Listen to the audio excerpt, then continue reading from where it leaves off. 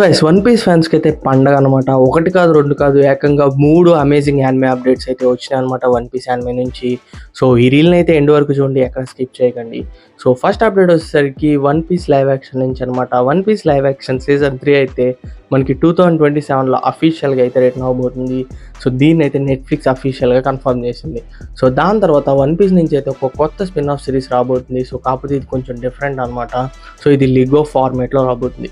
And ఈ సిరీస్‌కి title వచ్చేసరికి 'captain Usopp and the brave straw hats'. So, ఇందులో అయితే మన ఉసాప్ అయితే మెయిన్ క్యారెక్టర్ అయితే ఉండబోతున్నాడు. సో, యాక్చువల్లీ నేను పర్సనల్‌గా దీనికి చాలా ఎక్సైటెడ్‌గా ఉన్నాను.